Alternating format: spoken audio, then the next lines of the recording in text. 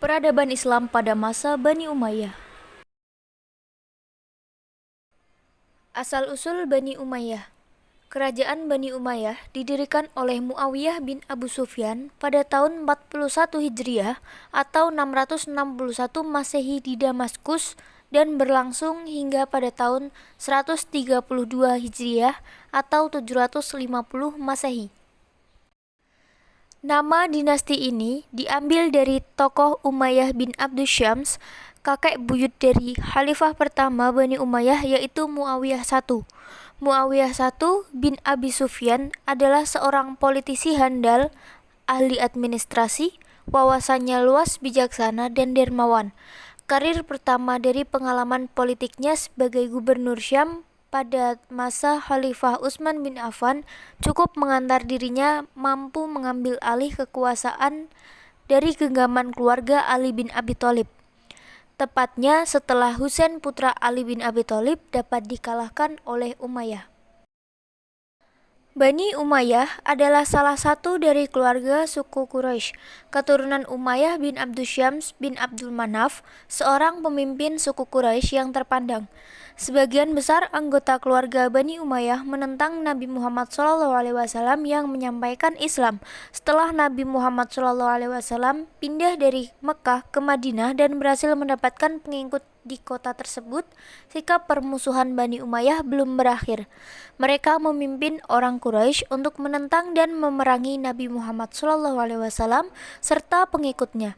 Peperangan pun terjadi beberapa kali, namun mereka tidak berhasil mengalahkan Nabi Muhammad SAW. Pergolakan politik dan perkembangan pemikiran keagamaan. Di antara program besar, mendasar, dan strategis di zaman Bani Umayyah adalah perluasan wilayah Islam.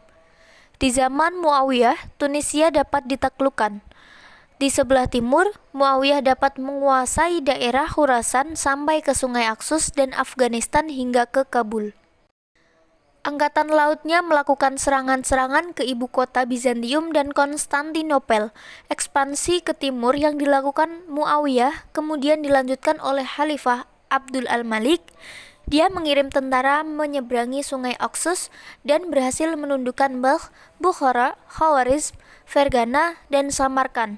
Tentaranya bahkan sampai ke India dan dapat menguasai Balochistan, Sind, dan daerah Punyab sampai ke Multan. Selanjutnya, ekspansi besar-besaran dilanjutkan pada masa Al-Walid bin Abdul Malik. Sejarah mencatat bahwa masa pemerintahan Al-Malik adalah masa ketentraman, kemakmuran, ketertiban, dan kebahagiaan.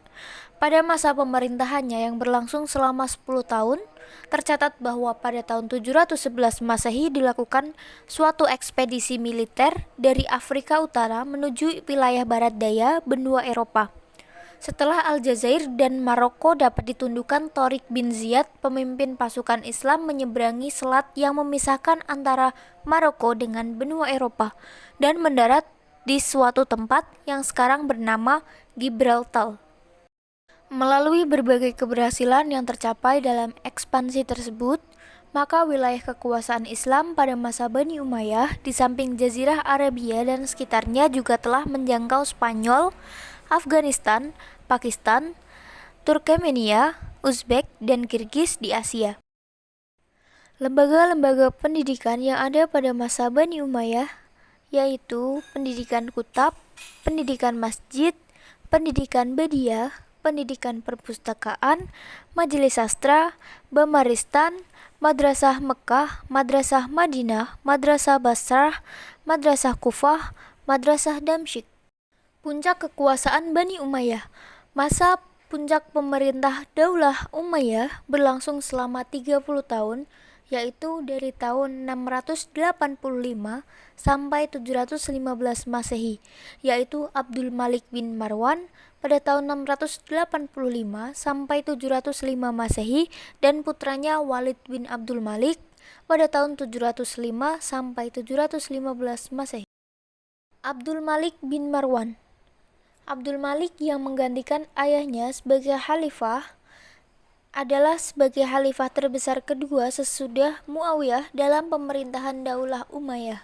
karena dia berhasil memadamkan banyak pemberontakan dan menata administrasi pemerintahan, serta kemampuannya dalam mengendalikan berbagai urusan sehingga dia berhasil membebaskan Daulah Umayyah dari carut-marut yang merongrong daulah itu dan menggantinya dengan keagungan yang mempesona. Perkembangan ilmu pengetahuan. Di masa kekhalifahan Umayyah, keluarga khalifah dan pemerintahannya menaruh perhatian besar terhadap ilmu pengetahuan, di antaranya ilmu-ilmu agama, ilmu bahasa Arab, ilmu sejarah, ilmu kalam, ilmu sastra, dan ilmu kimia dan kedokteran.